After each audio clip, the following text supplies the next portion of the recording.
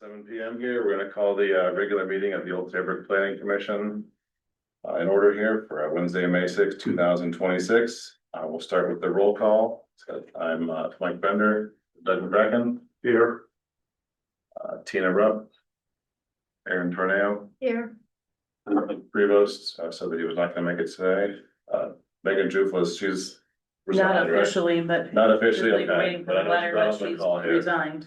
And Dennis Tulinari. Yes. All right, we'll go ahead and seat Dennis for Nick, because I think they're expecting Tina there. So, moving on to regular business, first order would be the minutes from the April 15th meeting. Motion to approve the minutes as presented.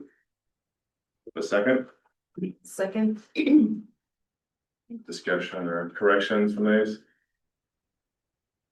Yeah, I reviewed the video and the minutes. They're good to me here, so. All those in Take a favor? vote, yeah, all in favor? Aye. Aye. No opposed, abstained. So, I finished the minutes because Karen. Nice job. Well, Karen right. found out she was being induced and ran out of the office. They have a healthy baby. And, so if you're wondering why So congratulations to Karen, and Yes. thank you to Chris for, Very good assistant. yeah. Teamwork, yeah. So do we have any correspondence? None. All right. So we can move on to the new business here. So the first thing is a open space planning presentation by the presentation of findings of open space protection by the Old Saybrook Conservation Commission. Who do we have? Aye. I'm Nina Regan. Hi, Dana. Just have a presentation I want to share.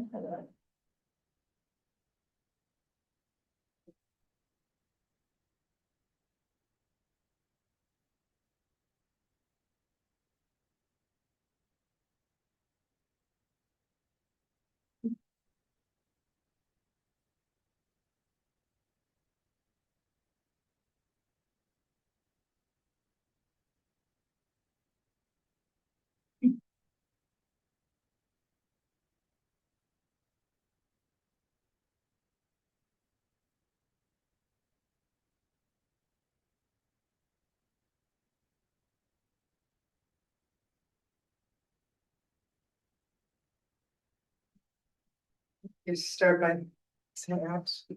Thank you. Just the one that got- Yeah, we got that in our packet. They. Staff always prefers this one. Yes, thanks. Good evening, Chairman Bender and Planning Commission members. Thank you for the opportunity to present this evening. My name is Nina Regan. I'm the Vice Chair of the Conservation Commission. And we have Linda Walker with us today, and also Lori Pavlos, who's the Secretary of the Commission. Tonight is a brief introduction to the town's open space protection planning document. The goal is to share what it identifies as priority conservation areas, and most importantly, how it can be a practical reference during the Planning Commission's review of future developments and applications.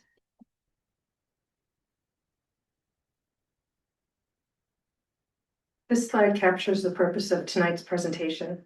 First, we want to introduce the open space planning protection planning document. So you're familiar with what it is and how to use it as a reference. Second, we want to connect the document to the Planning Commission's role, because parcels identified here or parcels adjacent to them may come before you through subdivisions, site plans, and other applications. Third, we want to encourage an approach when these properties or neighboring properties come forward. We ask that conservation options be part of the conversation where appropriate, such as conservation easements or other preservation methods. Old Saybrook's character is shaped by its setting between the Connecticut River and Long Island Sound, and by the mix of tidal marshes, forests, lakes, and shoreline. From a planning standpoint, these resources aren't just scenic. They influence drainage, habitat, flood risk, and overall pattern of development. So the reason we start here is simple. Protecting open space is directly connected to smart land use decisions and long-term community outcomes.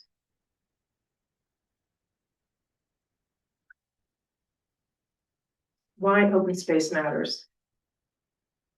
Clean water, open space protection helps safeguard watersheds, aquifers, and supports water quality for the residents of Old Saybrook. Wildlife habitat conservation reduces fragmentation of critical ecosystems, especially when protected lands connect to each other and become, rather than becoming isolated pockets. Quality of life, open space supports recreation, public health, and the things that make Old Saybrook feel like Old Saybrook.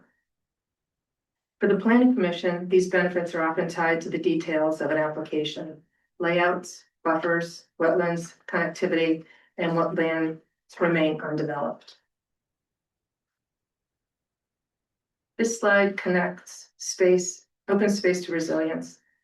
Wetlands and dunes help absorb wave energy and reduce storm surge impacts. Forests help moderate temperature extremes and store carbon. And preserving floodplain open space reduces property damage and community risk over time. In practical planning commission terms, when applications involve low-lying areas, wetland systems, or flood-prone land, this plan helps identify where leaving land as open space may provide long-term public benefit. These are the guiding principles behind the priority recommendations. Connectivity, linking habitat and open space so conservation works as a network, not islands. Opportunity, expanding public access where appropriate and feasible. Preparedness, reducing flood and storm impacts through natural buffers. Vitality, strengthening community gathering and recreation spaces. And sustainability, protecting long-term environmental health. These principles can be used as a lens when applications come forward, especially for subdivision layouts, open space set-asides, and protection of sensitive resources. Priority parcels were identified using policies and conservation criteria tied to the plan of conservation and development.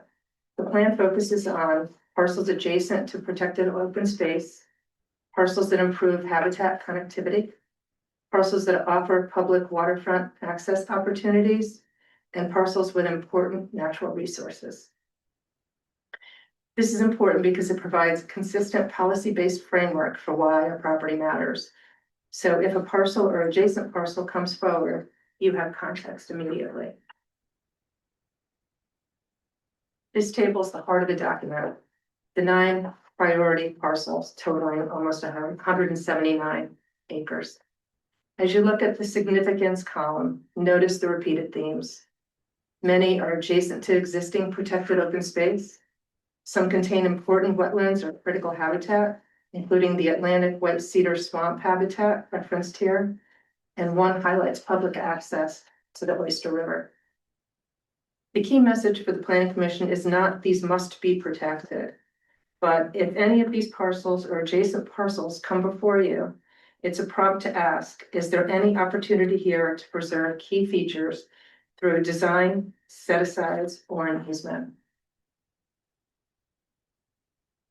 Here is the open space map based on town GIS mapping. What we want you to notice is the relationship between existing protected open space, priority parcels identified in the plans, and the parcels around them that might come forward for development proposals. This is where the Planning Commission can have real impact over time. When an application involves or abuts these areas, there may be options to protect connectivity, wetlands, floodplains, or access, sometimes through small design choices, sometimes through set-asides, and sometimes through conservation mechanisms like easements. I have some questions about this, this particular map. It's really hard to see, you know, when it's so small and even in the photo, but the pink color is that community property? Is that Can we go with that? Let's say that's the schools, yeah. Because I used to think the schools, like the town halls, so that's. Our existing town-owned properties, would be like that sort of each. Right, cause I find it a little confusing, like, yeah, I think you're right, Mike, like, it certainly looks like town hall, right? Yeah. Like, since on Main Street, that's pretty obvious, but then like. Cornfield Point Beach and Millwood and like the tennis courts in Millwood in some That's good. spaces. So I was just curious, because I think those spaces are very different than the town green. Hmm. And how they're kind of listed together here, so. Yeah, I was just looking for a little more. Yeah, I have a large map with everything, and I should have brought it tonight. It would have been real helpful I can bring it to the next meeting if that would be helpful. Yeah, It's on the website, and I Okay. think when we did this initially, we didn't wanna discount areas like. The green or beaches, even though, some of them may be private or public, they're still open space areas, more of a, passive recreation areas in Yep, some ways. So that's why they were included, but I forget how we title it, and I'm sure I can't read it. Facilities? That's the thing with. I think It's hard to what it read, but I think says. that's. Okay, yeah. I believe that's what Alright, thank you. It is for it does glass, say but community. those priority spaces that you didn't have on the previous slide, those aren't marked on here anywhere, right? They are, but the numbers are so small. Oh, okay, okay. So that is on the website It too, is, so yes, you yeah. can expand it. Okay, that's what I was like, those nine, if we looked at this version online, we could see. Yep. Here we have existing and where these nine kind of slot in, perfect.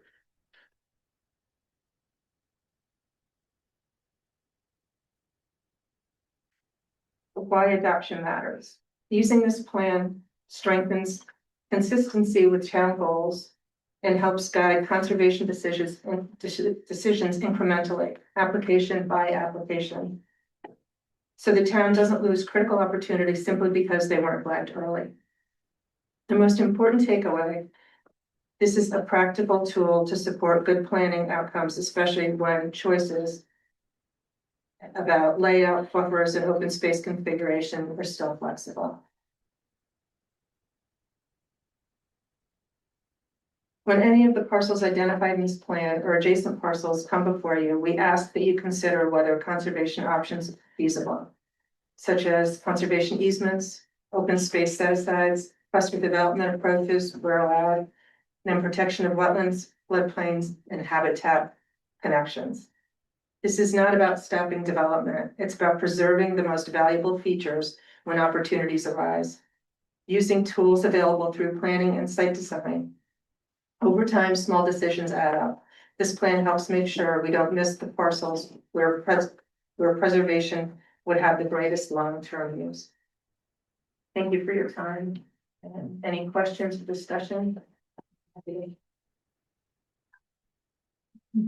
So these, like the parcels that are on here, these are not, I said, not town owned right now, they're privately owned property. You're just asking that if something near these or sort of near any kind of existing, like. Any of the green blobs on here comes up, that we should be looking at. I will say one of them, Yeah. 16 of Hill Road, got purchased and is gonna be a single family house. So we really don't have much for open space easements for single family, because that's what it was, but. I think it's important when we get subdivision, Yeah. which are kind of few and far between these days. Right. To take a look at it, but I think there's a lot of larger tracts now that are slowly being sold off. Mhm. And at some point, we will get some type of development, whether Yeah. it's. And I'm thinking like the big, the Point Husky one, that's kind of it's not green on here, but it's kind of like a big, just open tree space, and that's what might come before us here at some point. And then, I have a quick question. So this is the open space planning document. Is this on the website? Yes. Okay.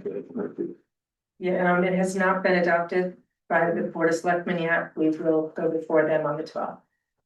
Thank you.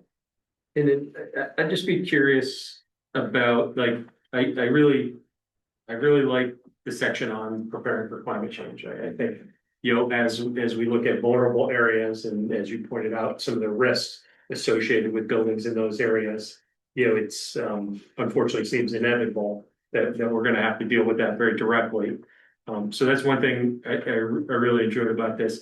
The other question I have, kind of similar to the map question, is the idea of full public access to these open spaces, right? It's kind of one thing to have the open space, but if the, you know, the entirety of the town can't access it for one reason or another, I feel like it kind of, you know, it's partial, I guess would be the nicest way to say it. It's only kind of partially open to certain people in town. Right.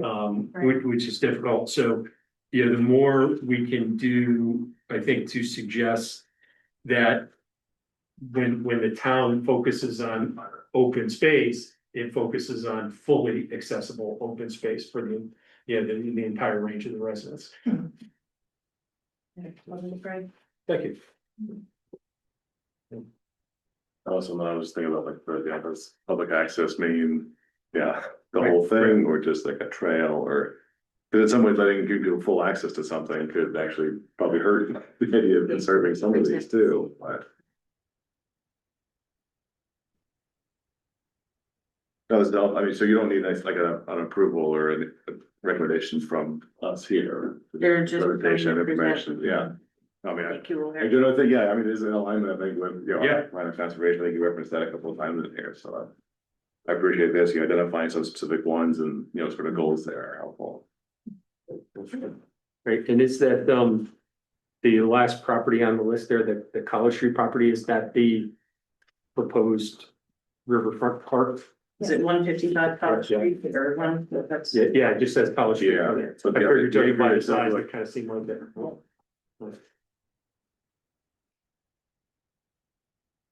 Cool. Thank you very Well, much. thank you very much. Thank you. Thank you.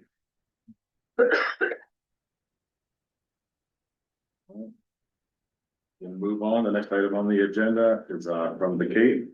So a request for approval of municipal improvement for CGS 8-24, an application for special exception permit to assist with funding the construction of 7,500 plus or minus addition to the Catherine Hepburn Cultural Arts Center, 300 Main Street. That's not 30 lot 63-1 Residence A pedestrian node. We're to consider the plan and report back.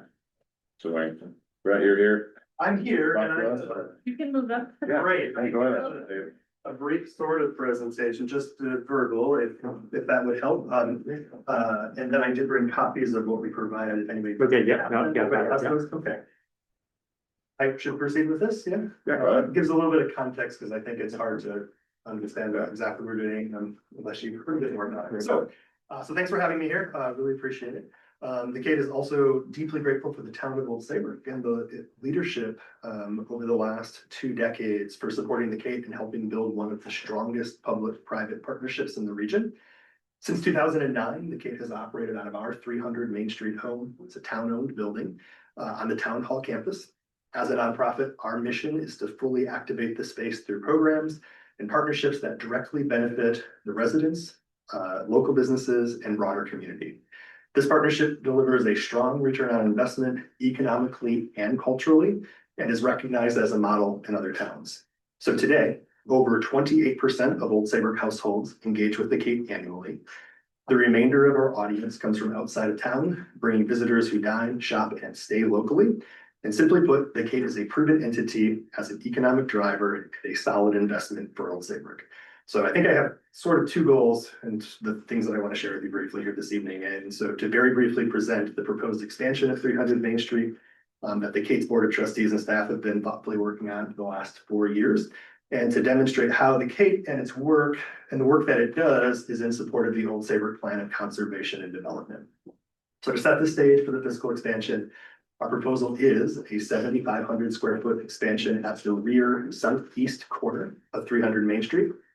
Our design priorities included flexibility of space, efficiency, and integration with the historic structure. Key features were 4 flexible rooms. So on the first floor of the expansion, there are 2 classrooms that are around 500 square feet that can open together to be one larger room. Similar on the upstairs to 600, little over 600 square foot rooms that open into what can be set up as a lecture space, another performance space, a large open space for meetings.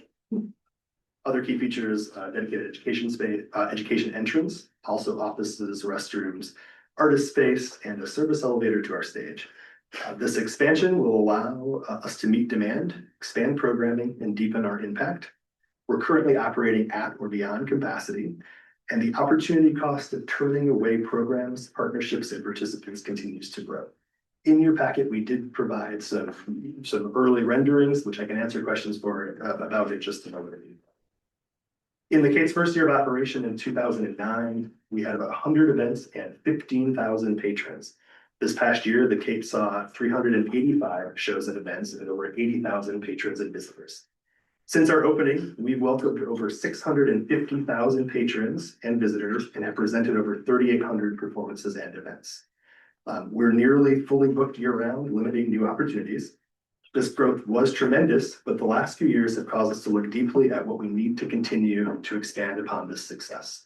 And we know that this continued growth requires more functional and contiguous space. So while live performances and cultural events are our bread and butter and our largest of our three pillars at the Cape, arts education and enrichment is critical to our mission as our next pillar.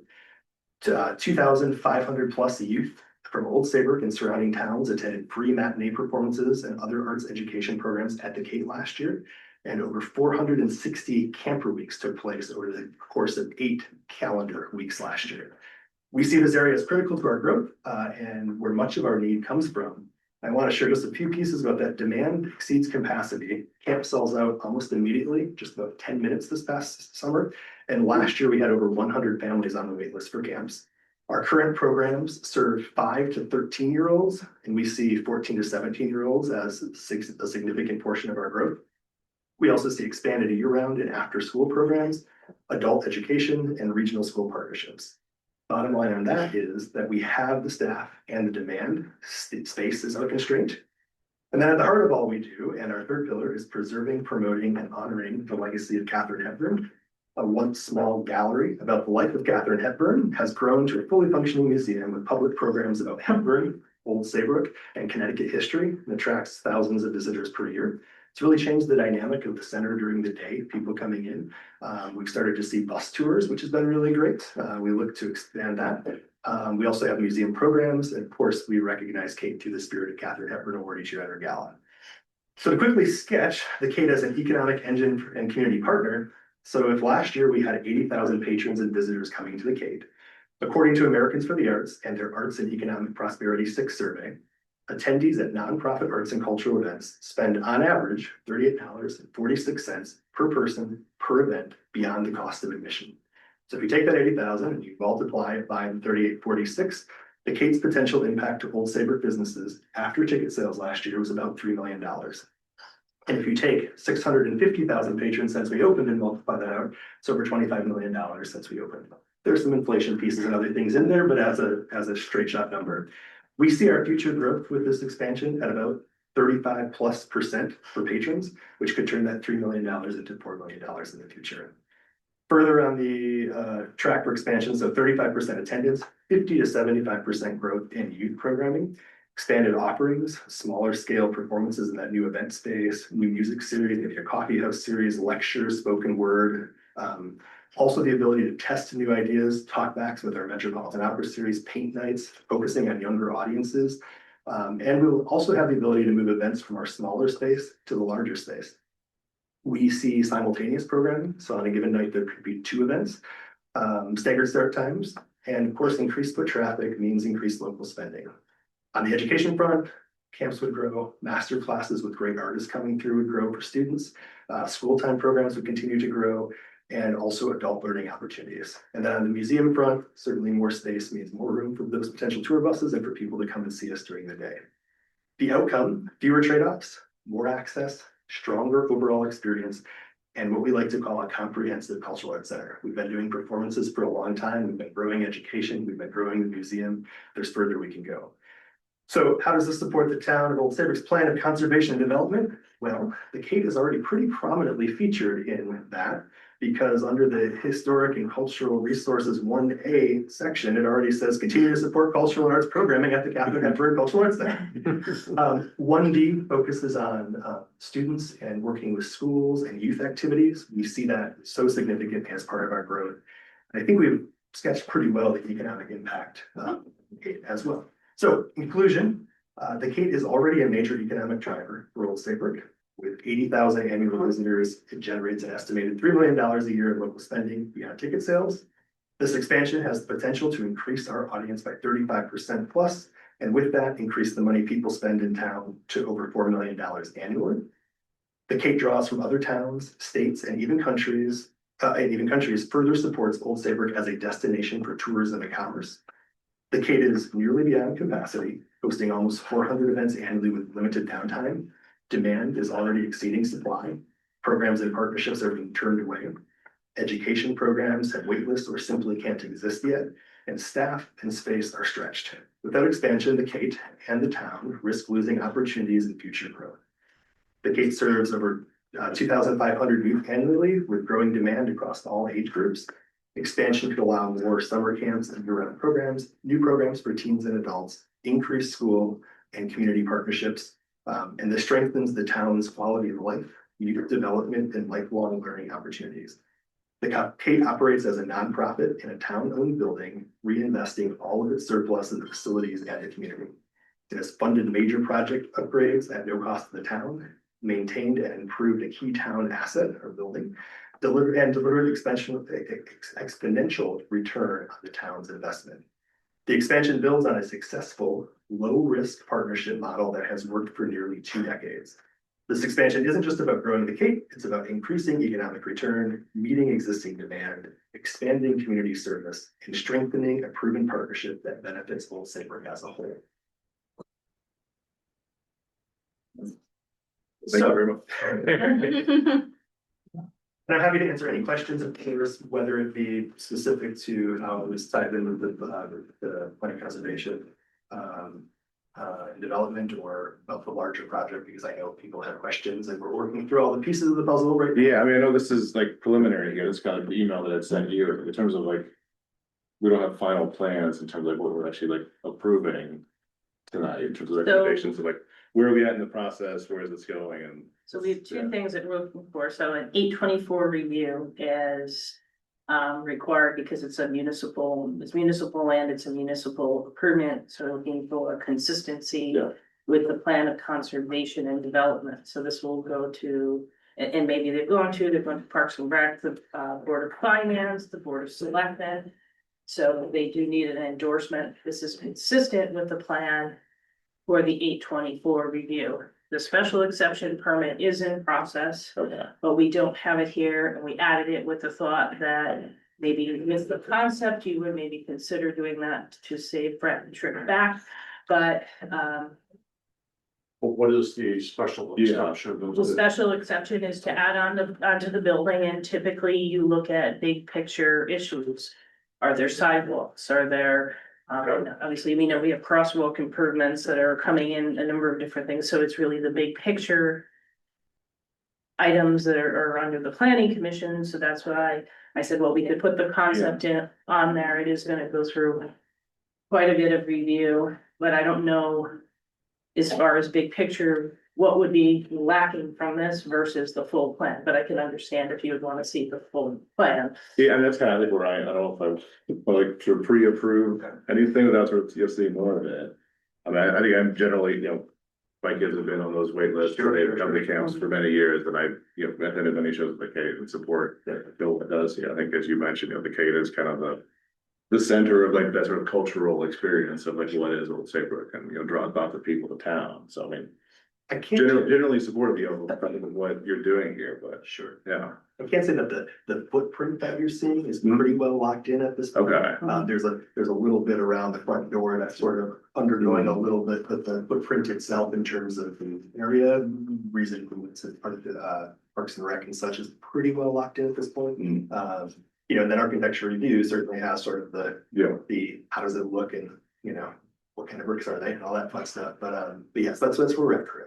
Okay, yeah, no, just talking about preserving open space here, we're giving up some green space right in front of town hall here, but I think for, for this use, that's probably good. I mean, did you guys consider other locations in town when you were coming up with this plan? Like, I'm sure there's reasons and efficiencies as to why keeping it all in one building would be. Yeah, in a quick two-part answer, we've certainly been asked why we don't look at an open storefront across town. That contiguous space piece is pretty important, you know, whether it's you're coming in the building for one of the two spaces, you're visiting the museum, it's shared resources under one roof, it really makes it challenging to do that. We also explored at one point, there was this drawing of a small building sort of where our chiller is over on that side. There were a lot of reasons why that didn't quite work either. So we've been developing this version with Saybrook for about 2.5 years. With a little bit of feedback from Chris and Colin, a few people, just for general information. So that's how we've arrived at the version that we're at. And the contiguous space piece is pretty important because I don't think for a 90-seat space, we could double staff for an event show night and make that work. Right, I mean, that makes sense here. I think, to some of the number of people in the buses, and I think, I identified any parking tonight, you got a nice show going on there. If we make it bigger and there's more people and there's more shows, we're sort of making, I don't want to have a whole bunch of parking. Either we have plenty of parking on Main Street, but just, what's the plan to kind of manage that and make sure that people are, somebody like parking in front of that little driveway, that way in the day, so. There is pre-planning happening with that and a lot of pre-conversations ahead of going to zoning and looking at where the Kate started 20 years ago, and 20 years ago, the lot across the street didn't exist. I did 20 ocean. So we're kind of taking all those pieces into consideration as we think about this. There is not a solid plan at this point because we still zoning will, we need to present a tentative plan to them for feedback. And so that is in the works. Yeah, I mean, and I want to keep, Main Street feeling that pedestrian focused one where people will come and maybe now they have to park a little bit farther away. So now they're going to walk past a few more stores and restaurants, which actually might help, other parts of Main Street, become more vibrant if you have to spread the parking out. So Brett and I have been working probably for a year. We've been talking just about parking and the original permitting, and there for the 20 years ago, when the Kate was permitted, there was a series of alternative parking lots and things that really never got utilized. And now that we're a little more technologically savvy, some talk about maybe trying to book things where if we know there's a planning meeting, something on the green and that. We've come a long way in 20 years. When I started here 25 years ago, your regulations were typed with a typewriter. So, initially the Planning and Zoning Commission, no one really knew what to expect. Were 100 people gonna come or 500,000 people? So it didn't end up that the Cape had to use all the different parking lots and ideas, and we talked about shuttle buses, and so Brett and I have been kind of going through that, and as he said, there's additional parking now at 25 Sheffield, there's additional parking across the street. One of the things that I think is going to be helpful to Brett and the Kate is the mixed-use housing study, because we're also looking at parking and where there's underutilized parking spaces, or parking lots.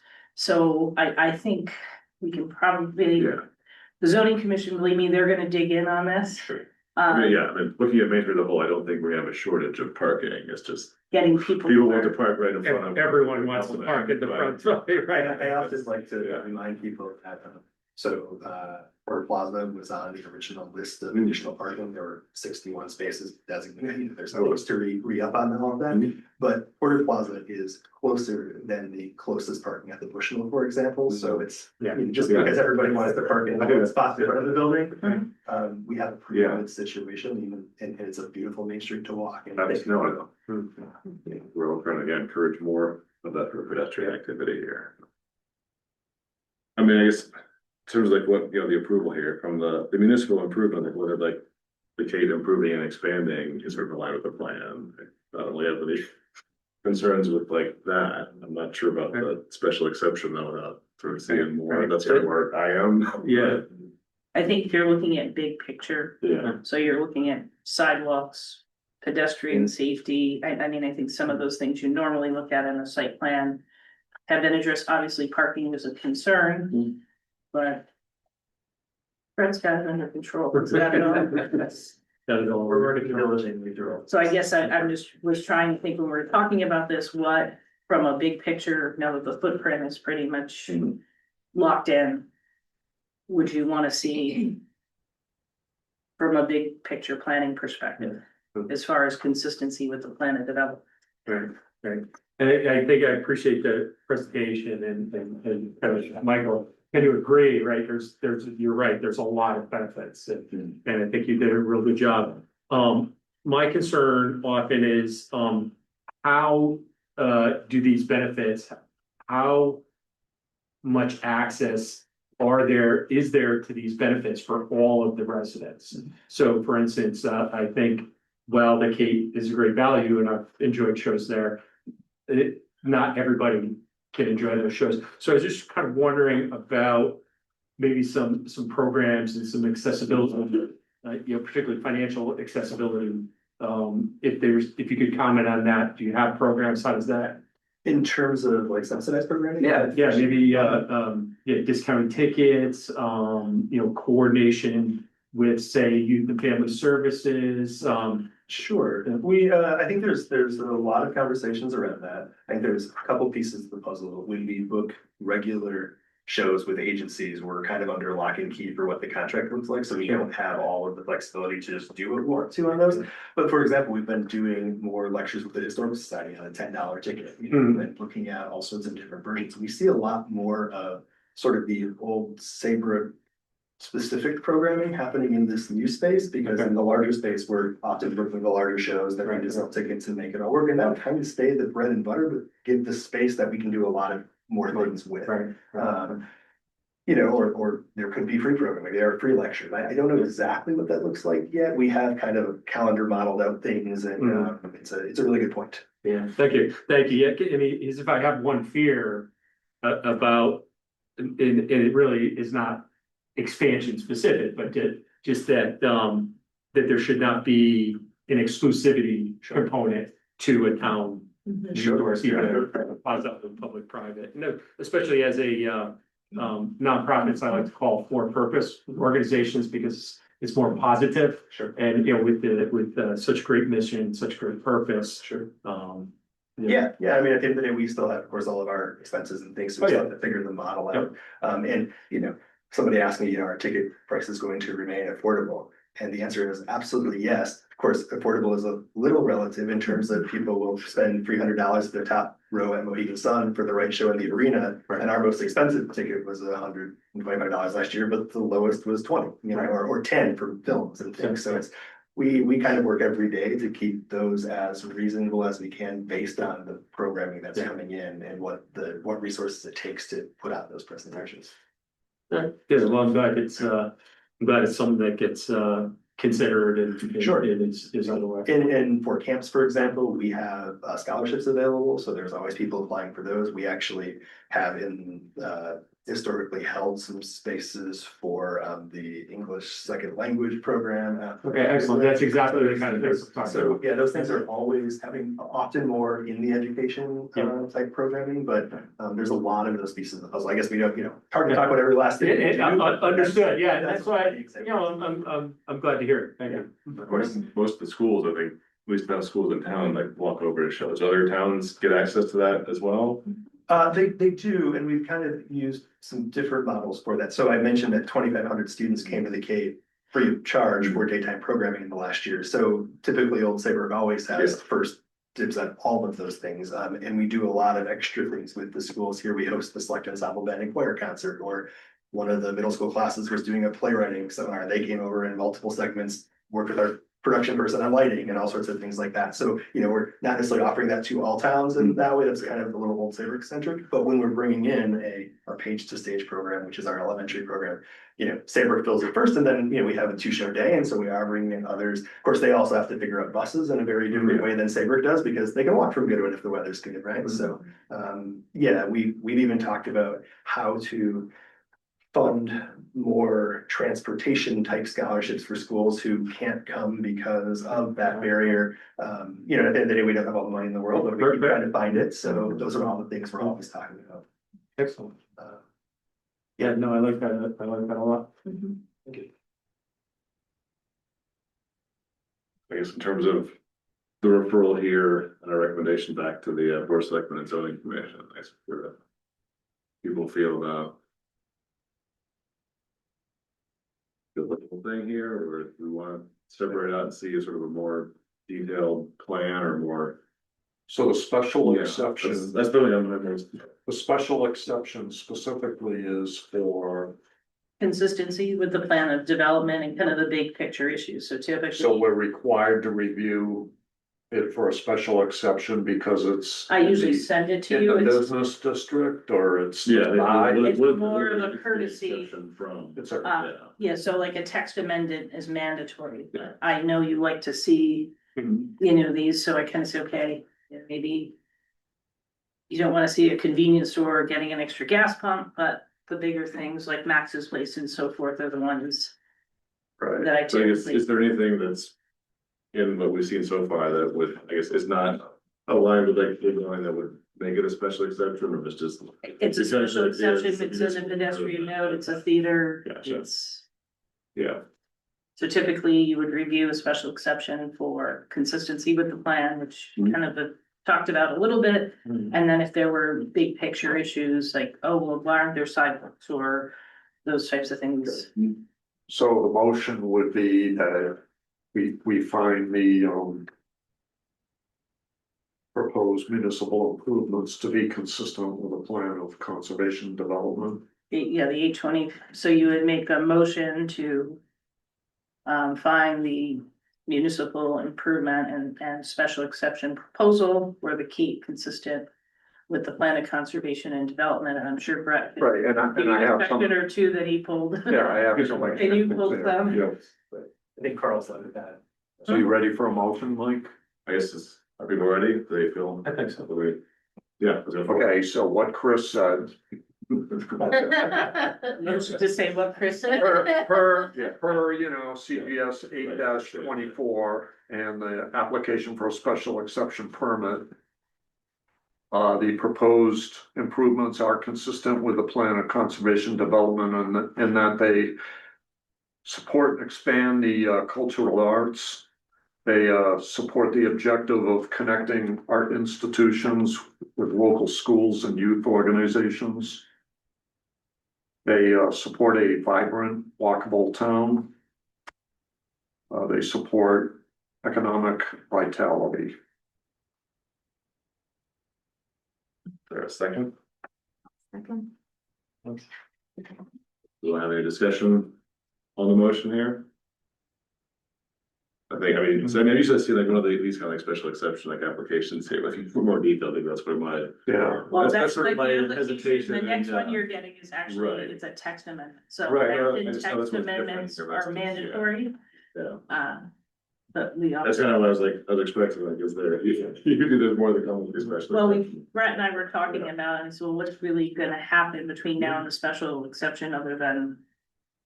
You know what I'm saying, what's the difference for big picture improvements, is it not gonna be consistent with the plan of development, or are you gonna remove the sidewalks? You know, Yeah, those are the types of things, And that- so I that's said, why- well, we could talk, see if you would approve it.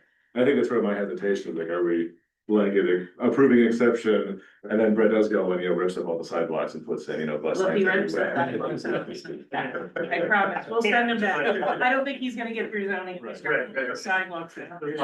That's just my, yeah, Okay. are we, putting a pre-approval on something that hasn't sort of been like finalized yet, but I think, I mean, the general idea of expanding the Kate, support that the Kate's doing, I fully agree with, yeah. Yeah, and we Yeah, know, I share your concerns. I would say because it's a municipal improvement. Right. It's a little different than It a is, developer correct. who. May because we know change the owners. Exactly. Yeah. Yeah. We know the- Well, plus, I think with, between the funding, Parks and Rec, I Mhm. know there's been a lot of discussion, what happens at the Chili Fest, where, or whatever event is going on. So I know Brett and his team from the Cape have been doing a little bit of a roadshow, talking to everybody Yeah. about Or we have. impacts and how this will all January, work. February, and I think presentation, advocate, and kind of give us all in front of it. That was helpful to kind of Yeah. give background and details here, so I guess we're ready for a vote.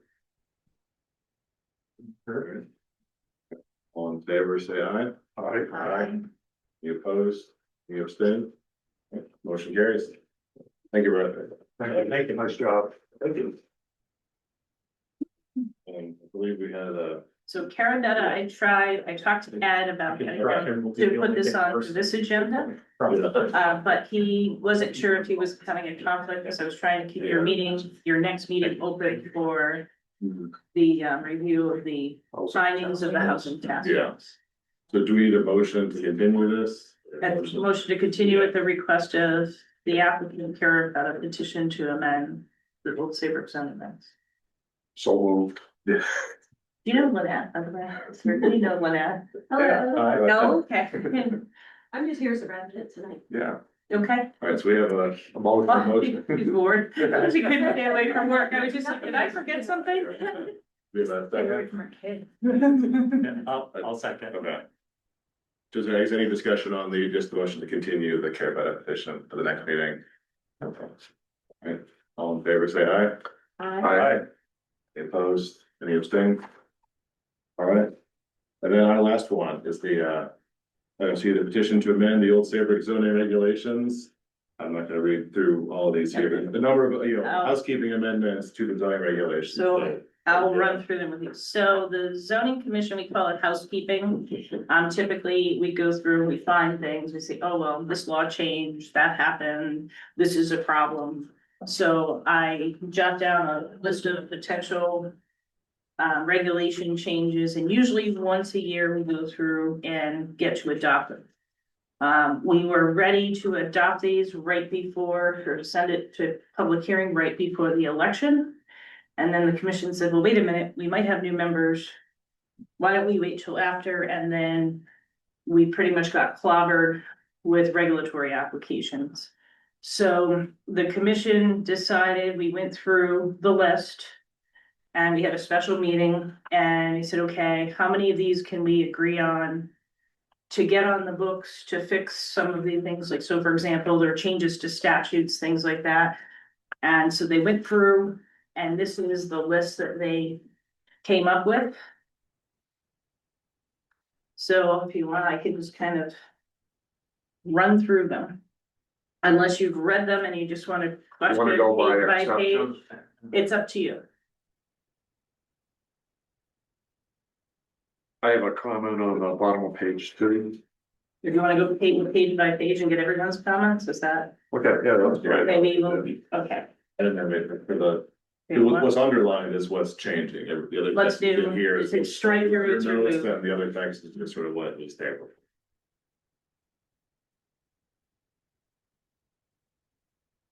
Go ahead there. Yeah, so on the bottom of page 2, the definition of structure, Mhm. this is extremely busy and confusing. It's, So what this is their fixes. So the definition of structure also includes what's exempt from structure. So the two things that are changing are, we've typically had pergolas. A pergola used to be a structure that you would, landscaping structure with vines and greens and so forth. But we've had people, as an exemption, we've had a situation where someone put at least 800 square feet of pergola from property line to property line, which really didn't meet, the definition of what the commission was trying to exempt. So they came up with a number of 200 square feet, a lot of folks, so pergola, you sit underneath, it doesn't have a roof, you can have vines, you can put your picnic table under it, it could be. So that was the reasoning for that. So a lot of these regulations sometimes evolve from violations or other problems that we say, okay, it doesn't say you can't put a pergola from property to property line. So this is what housekeeping is about.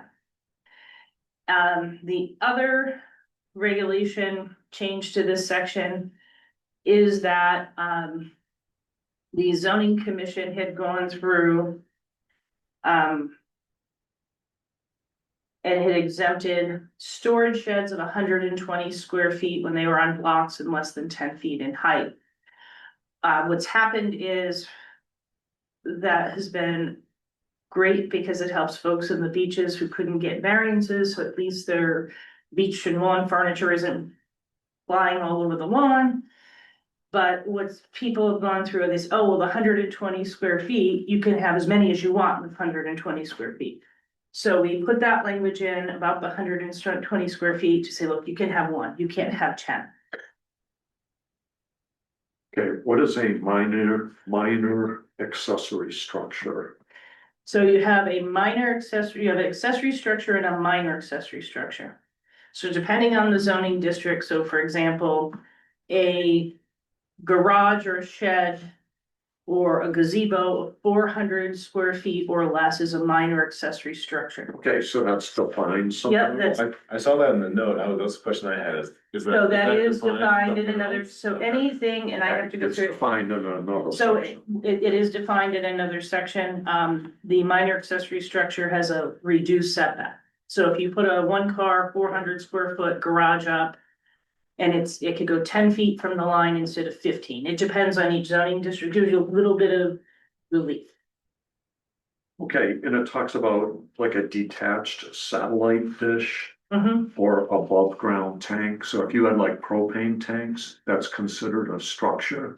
Exempt. a That's the satellite exemption. dish. Exempt. Exempt. It's exempt. There's a whole list of things of the structure. Well, I'm sorry, I wasn't focusing on rewriting the whole reg, I just was, I can't see. Yeah, but no, it says, you know, Hold on, that would be a I structure wasn't focusing on the, on the things that didn't change. yeah, that's, sorry, I wasn't. Yeah. But it just seems like a Mobile home detached signs, satellite vending dish or machine, fences, propane and tanks are so small. But I'm including them. So I'm sorry, yeah. Above ground tanks. So we're looking at the two clarifications.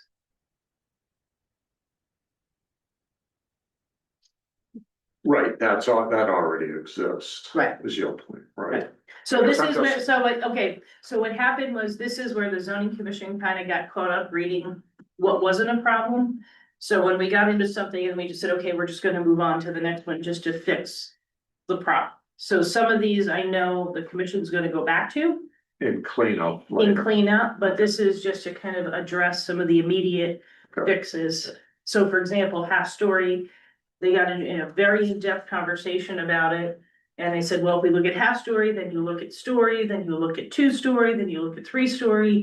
So it kind of, the zoning regs are like a spider web, you know, you look at a half story, but then you, okay, well, half story, what's a story? Well, is a story that grows in it. So that's why it evolves. Okay, thank you.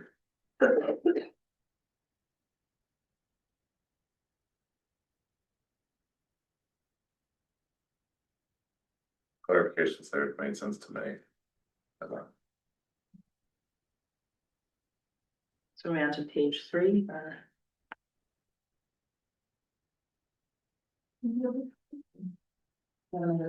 That's supposed to be this. No, are you done? Uh, No, hold on. Read.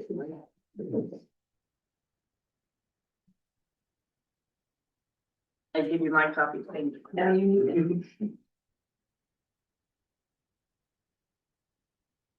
So the bed and breakfast one here, What So- page, sorry? but yeah, so on page 3.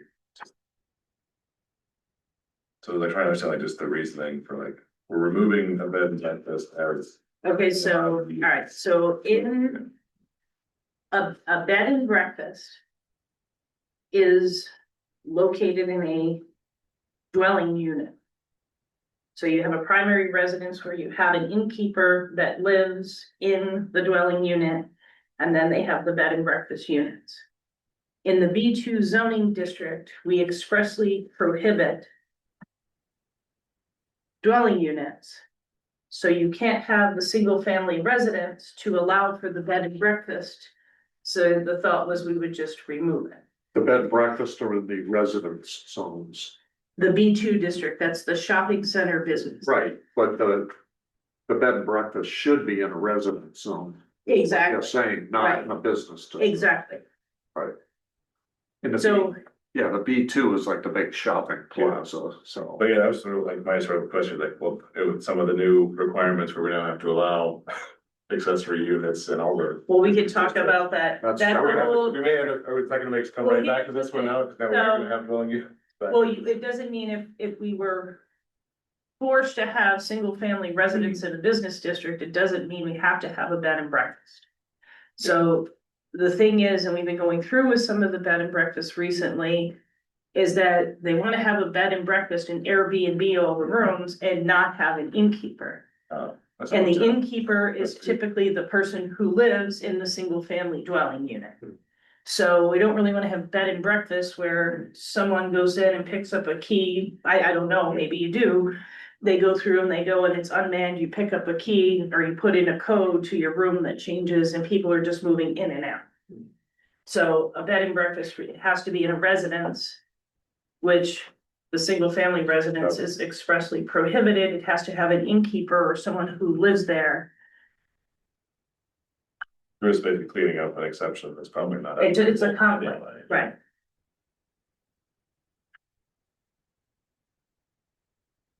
And I had, for the site plan, the sea level rise one here, I was just, the way this was worded. But like basically the development of any lot, and then it has to like address ways of how the proposed development will mitigate and avoid potential negative effects. Like, is that about the mitigation like on just that lot, or just how this development of So this property is site mitigates plan those review and it's in the over. time? So I took that language from the statute. Okay, So there's a requirement that the regulations had to address something about sea level rise and resiliency, so I pulled it from the statute and put it in site plan. Yeah, it sounds very global. well, that's what I was thinking, right, like how is this Like development gonna solve climate change for the whole town? If they can't explain Right, that, then we specific don't get to the- improvement. So it could be something, you have a housing development and you're putting 80 people who are at risk, elderly or, into a flood zone or into something, or it's a high hazard, things like that. I think you can maybe apply it, but this, Yeah. it's very broad. I Right. will agree. Yeah, it is, Which is not a bad, I mean, it kind of gives us more. Yeah, no, well, So, it does, but it, like, if I had the magic wand, Hmm. it would prohibit development in special flood area, Hmm. hazard areas and local flooding areas, and, like, I'm personally not in favor of each individual location trying to make some little wall for their property, right? Yeah. Where what I think the best thing for the town is, how do we not have assets in these areas? Yeah, well, I was saying like, And if you it's have to not to- explain how it mitigates in general, then why is development of this property actually gonna? well, it's not just Reduce about risk. flood zones. Yeah, And one of the right. zoning members said, well, what are we talking about? We don't have droughts. We're not in the desert. Well, we do have times that we are Yeah. vulnerable to drought or extreme heat and whatever. How do you really apply that to zoning? The tools here when we figure it out, but you know what I'm saying, but it's in here. Yeah, I mean, we have, the plan talks about closely managing developments in the sensitive areas. Yeah. Having this in there, I think makes sense. so would that be more focused if it said, and avoid the potential related negative effects? Maybe it's intuitive. I mean, you're coming in with a proposed development, but Well, it says will mitigate and avoid the potential negative effects of sea level rise, climate change, public health, safety, you know, welfare, and it sounds, environment. it just reads very global. Exactly, yeah, like how You is know, this? right, I'm just proposing a potential related negative effects. They're related to the development. I can add that. There was a The suggestion. other way you could read it, is like if this development itself doesn't reduce sea level rise, then it. Chocolate can't do it. Beach. you know. Yeah, if that's your. But I mean, you gotta think of beyond, you think of sea level and you kind of think of flood compliant houses. This could be a commercial development, Right. Yeah, so just. Right. Okay. I'll add that. Anything else on page 3? Page 4?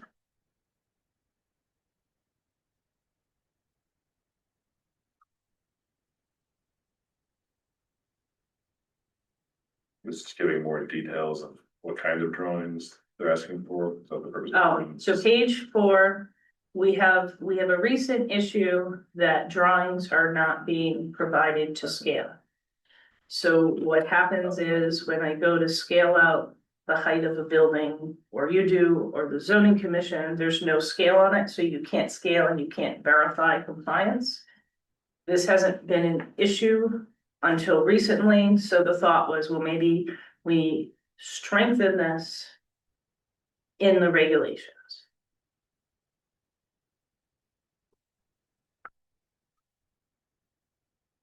And then. Okay. I'll let you and everything else. But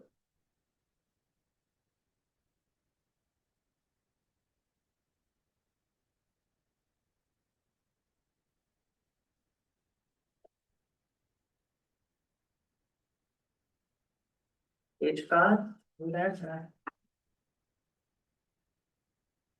not a question on that.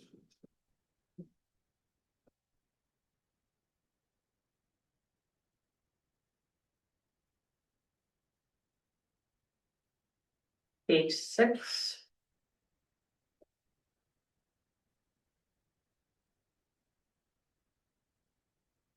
This one basically related to that affordable housing one. Which this one, this, The- so that's, okay. It's so not you- served by public, this is the requirement of like a tank here. So what I've done going, well, this is a page 4 and 5, is we recently had some discussions on fire water tanks, and there was a question. It said, well, fire water tanks are only required for subdivisions, even though the regulations said housing and other developments. So I met with our fire marshal and our fire chief and our town engineer. And we put this language together for the zoning regs. But, and we had talked about it a little bit with this commission, is the regulations for public improvements are your improvements, your regulations.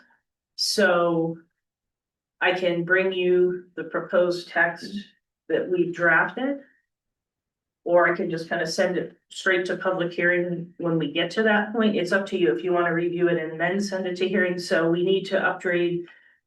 We need the zoning regs, the subdivision regs, and the regulations for public improvements to be consistent with water tanks. The meat of the water tanks, you know, the specifications and all of that fun stuff is in public improvements. But we revisited it with the fire marshal, the fire chief, and Jeff Jacobson.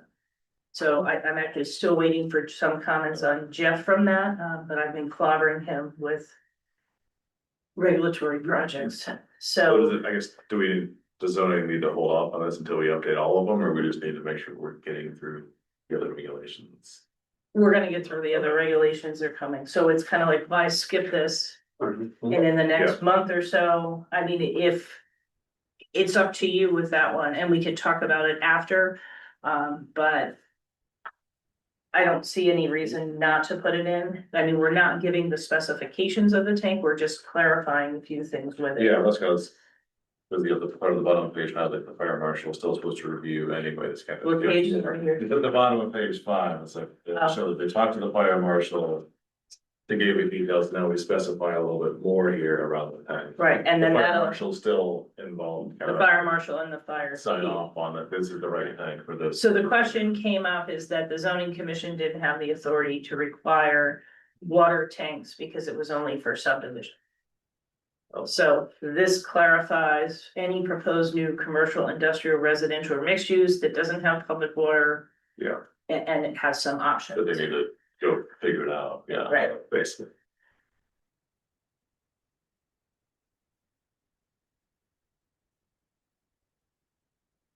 Question on that one?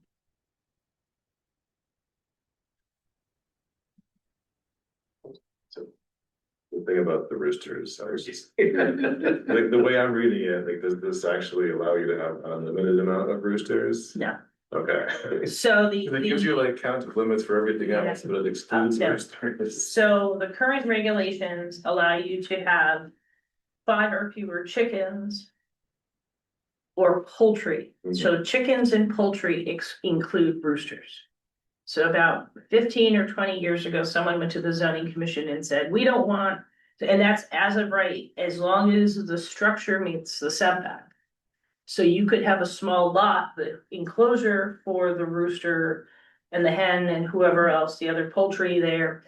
Can meet the regulation, but the rooster may be very loud in close proximity meeting that setback. So we recently we have someone who has a rooster in a very tight neighborhood. And they wrote a letter to the commission asking them to consider not allowing them on every lot. So, the 5 or fewer, will now exclude roosters. And then by special exception, you could potentially have a rooster on 5 acres. And then there's another provision, potentially 2 acres, but it would go to the zoning commission and it would make sure that some provisions potentially for noise. So 5 acres is a lot different than a 20,000 square foot lot.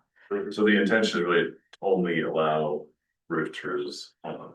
Larger lots Larger by lots. special exception and not have one on Maple Avenue. It's just the way the wording was, so you have five or fewer, hens or poultry excluding roosters or rabbits, but like, okay, does that mean I can have as many roosters as I want? So they don't. Right have now, More yes. than 5. So right now you could have So if I 5. don't have more than 5 roosters, hens, I can have 20 roosters.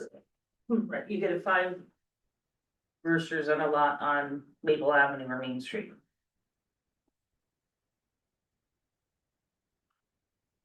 So now roosters are moving to bigger lots, that's pretty much, and they get a special permit. Everybody's moving bigger lots. Well, one of the issues that we've had over the years is the schools and other programs, and now we have stores like Tractor Supply. The schools were incubating eggs, and then it was always one person who ended up taking everybody's chicks. And nobody knew if it was gonna be a rooster or what, it was all a surprise. So I get a call and I go to somebody's house and they'd have 15 of them and they're like, well, these 2 are my daughters and this is my sons and that one, Susie's mom wouldn't let her and. Yeah, and now the whole gift giving of cute little chicks from places like Tractor Supply at Easter, that's another. The school's still doing that program. I know. Yeah, because I went with 2 boys to get all the supplies for the incubators.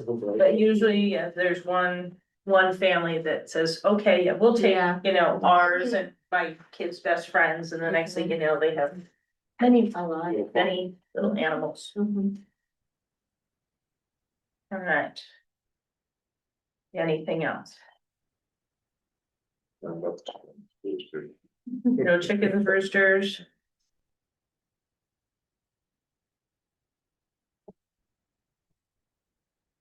A 7 Tree clearing, yeah. or tree clearing? You want me to give you a rundown on it or you get it? So the proposed There's a few, addition on 8, 9, seems very specific, is that copy? 8 and 9, or are we on 6 and 7? So I'm on page 6 and 7. Okay, about the tree clearing. Just requiring people to get a permit, No, seems good. yeah.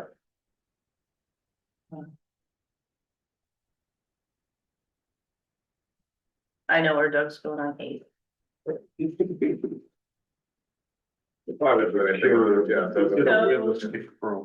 Okay, so this was another. The zoning commission, I'd say in about 2008, I think non-commercial tree cutting came in. And some other standards for regulations, the riparian buffer and so forth. So the commission wanted to support the gateway and have higher standards. The gateway model regulation for non-commercial tree cutting at the time was for.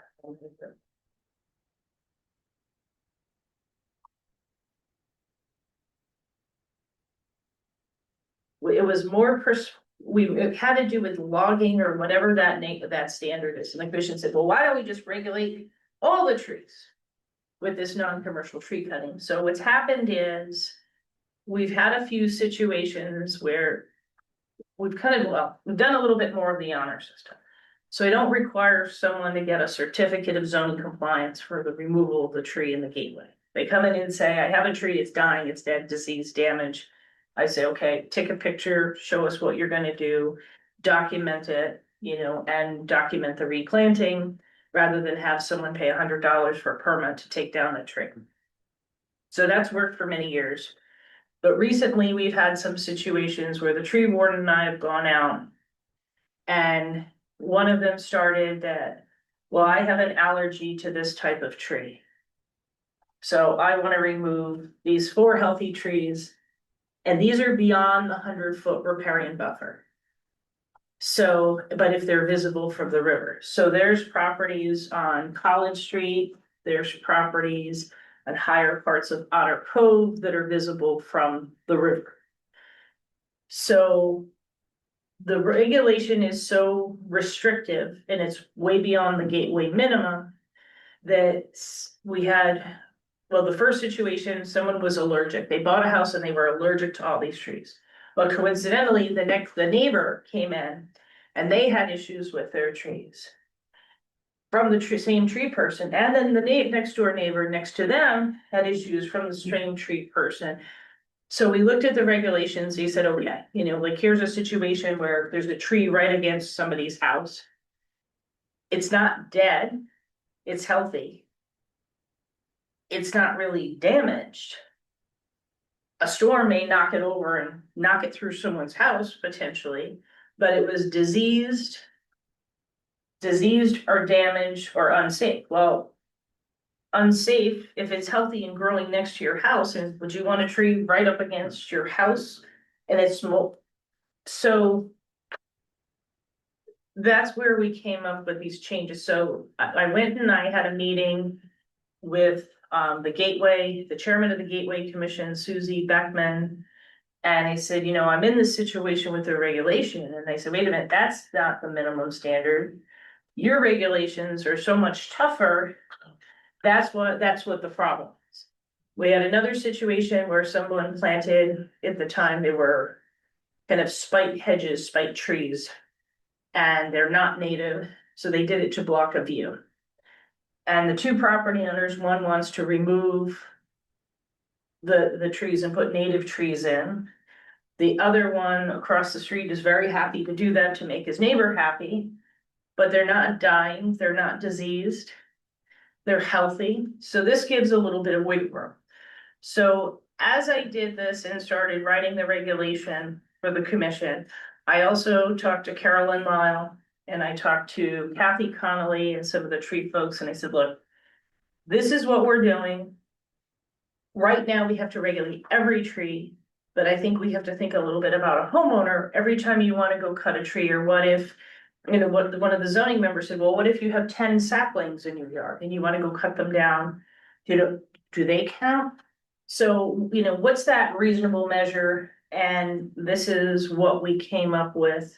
So this regulation is tougher than the gateway regulation, but it provides a little bit of wiggle room in situations where people say, I just hate that tree, or, there is a situation that it doesn't really fit. It may not be creating a safety hazard. One of the questions I had is if we said, okay, keep that tree and it falls through somebody's house the next day, is it our liability? So this gives a little bit more wiggle room. And Bill Coffey, our tree warden, also took a look at it as well. So wouldn't it be easier just to adopt the gateway standard so it's consistent? Well, the Gateway Commission actually, so the Gateway standard is within 100 feet. This extends beyond the 100 feet. So the Gateway Commission actually likes the standard being tougher than their minimum, because it extends to trees that are visible. So the visible is not a gateway requirement, that's the. So the non-commercial tree cutting is any tree visible from the river in the gateway. So you could have a tree right on College Street that isn't 100 feet from the cove or a tidal wetland or a resource, but it's regulated because it's so tall, it's visible. And I know, Carolyn and Kathy, we talked about regulations, and I think I also talked to think I talked to the chairman, I don't know, there was a bunch of people initially when we started this about a year ago. And we talked and I just, this isn't intended to be a tree ordinance. Cause then we can expend it through the whole town. I mean, that's gotta be something different. This just addresses this gateway issue. And you're right, we could remove it and just say anything within 100 feet. And the rest of the trees that are visible, that would be. But the commission decided to go with this stricter. Kind of the middle of the road, I guess. So this is less restrictive than what we have. This is very complicated. Less restrictive than what we have, but more restrictive than the gateway, Right. right? Just like from a river cog perspective, I would think it'd be all the same. Yeah. That would, it is, So we have regulations that towns, so from Gateway gives us minimums. Right. And it doesn't, as long as we meet the minimums, we're consistent. I understand we can exceed that. So we far exceeded, now we're peeling back. and so just to make sure I'm like reading this one here, so there's like different, like there's more than 3, but that sounds like it's diseased than 4 to 9, but. Right. It's the healthy trees, it's basically any number of healthy trees. Have to get. A little bit more like an approval process here, but the diseased ones, we have different. Counts and classifications and. And as I said, I had help from our local tree experts who kind of weighed on this as well. And this has already been discussed with zoning. Yes. Yeah, Okay. This is their proposed Right. amendment, so this we're is making sure they're consistent with our, Yeah. plan development. we Okay. like trees here, they're consistent. Yeah. Open space. Understand. Alright, so Page 9. There's still trees. just everything changed for that. We change in meaning for that. And just so that you're aware with lighting, well, keep going. In the end, I'll tell you the summary of some other things coming up.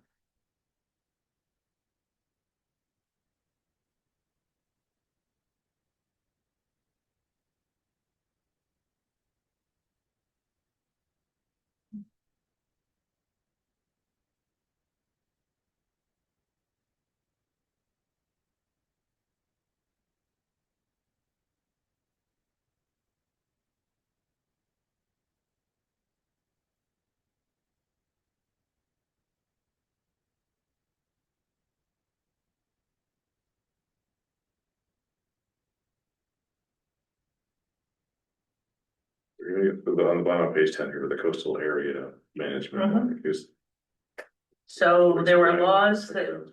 Follow. And I think I discussed these with you too. These are laws that went into effect in July 1st. That delay applications and. For application scheduling, they've kind of always done this. You have the authority as a planning commission, ZBA and the zoning commission. To approve a coastal site plan application. So now there's applications that I would normally be able, someone would come in and if they had everything in order, I could approve it in a day. Now there's some that they have to wait 35 days. Or they have to wait for, depending on what it is and what create the different requirements. So the thought is if there's a planning commission meeting. Why hold people up to a zoning meeting or a ZBA meeting if I can help to process people faster? And I've done that over the years, even when something, just required the coastal site plan. So this just kind of codifies what we've been doing. Okay, so the state law just requires some delays here, sir. There's a lot more referrals, so the thing is, this would help to move it along. And it clarifies that the planning commission or the ZBA could approve it. If there's no planning application or just to move it, it's to help applicants, right?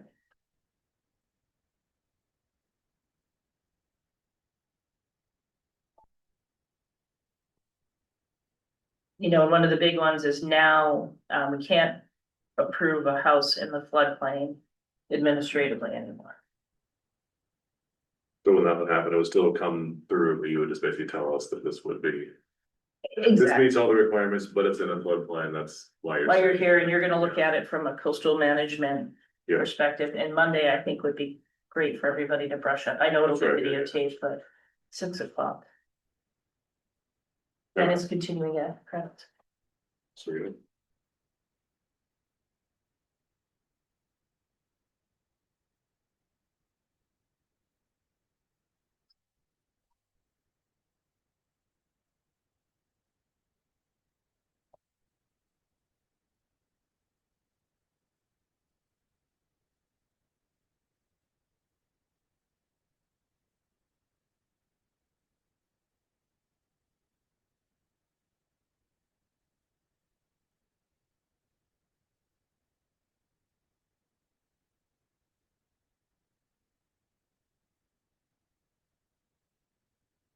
Sidewalk, well, it's just. They're not design standards. What does Right. it look like really not? Right, so I met with. One of the things that happened was this language was so specific, and a few things happened where people were putting the wrong sidewalk design in. Part of it was that we got one area, we got a grant, and it had a sidewalk that wasn't consistent with what was here. So this was in a discussion with Public Works, the first selectman, and our town engineer. Just to try to make things a little more cleaner and consistent.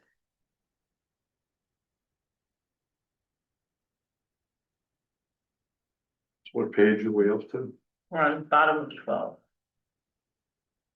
Yeah, we did add Boston Post Road East into that, So. and a few other areas.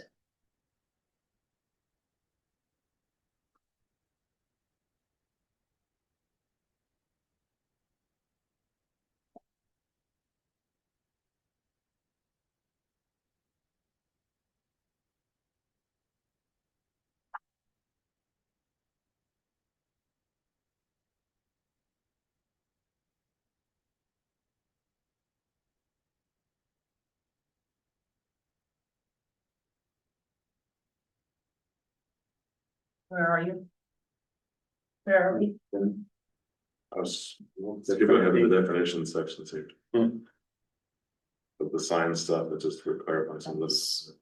And just to go through for 13, 14, 15. There's like, And 16, what I did was I had our attorney's office go through, and since the statutes changed so much, just to make sure we had appropriate terms. So convalescent home, nursing home. I've read regs that say, insane asylum, they have some pretty interesting, so I just wanted to make sure what we had was consistent, and if it needed to be modified, since the laws change every 5 minutes. so is that more of this speeding compliance with like the state definition Right. of these types of. Exactly. Like some of the like convalescent of home, nursing home. Right, and that goes through the middle of Yeah. 17, I'm gonna jump into this a little bit. So, for Hanford Commons, the attorney. Pointed out that it wasn't clarified in our regulations that dark sky lighting was what was preferred. And therefore, there was some discussion about how the zoning commission could require it.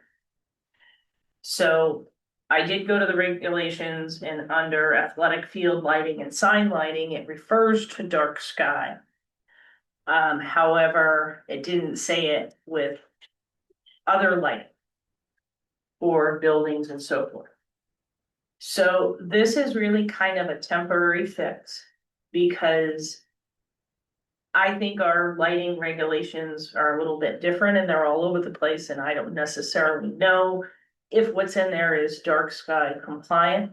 So this is a fix to kind of keep doing what we're doing. This happened, and in the meantime, Architectural Review Board asked if we could look into becoming a dark sky certified municipality. So we've got so much going on, we're kind of pushing that off to the fall, but I've been talking with someone at Dark Sky, maybe to just go through and evaluate our regulations. Evaluate maybe what we need to change, but I think the other thing is. Everyone could probably use their first Dark Sky lesson or a refresher. Just to. I mean, it's just been a while since we've talked about it. Right. So that's why this is kind of a temporary, you know, a housekeeping fix, and at some point. We'll, So can I just ask, most outdoor lighting products, dark sky certified, is it that common, a certification? so the way that I understand it, so Dark Sky, you can go on their website and you can get Dark Sky certification. If you've noticed with this.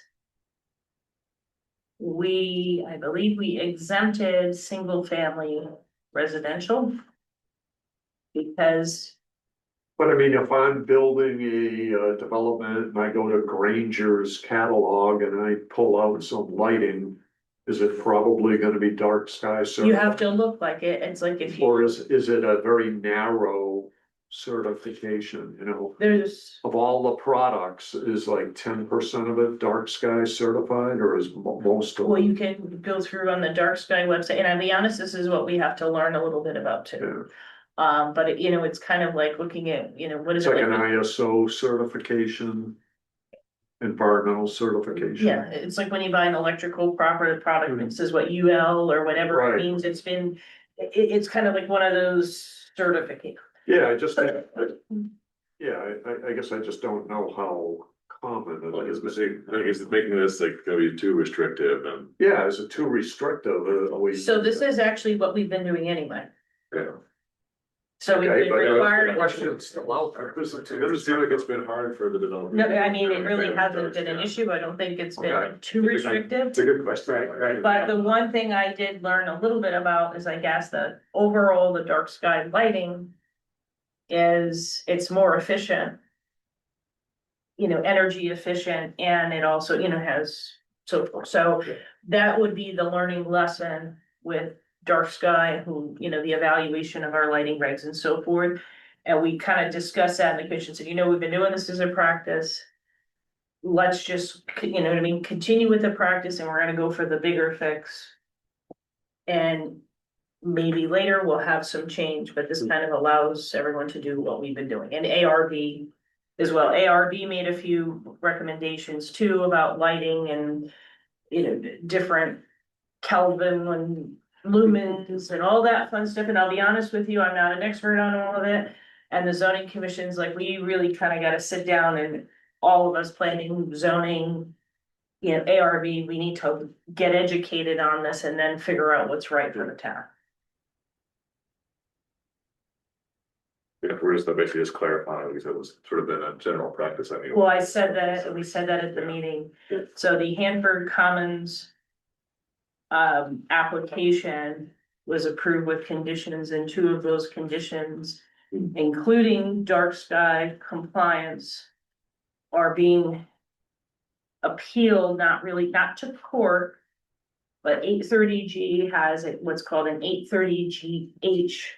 Section of the statute that allows.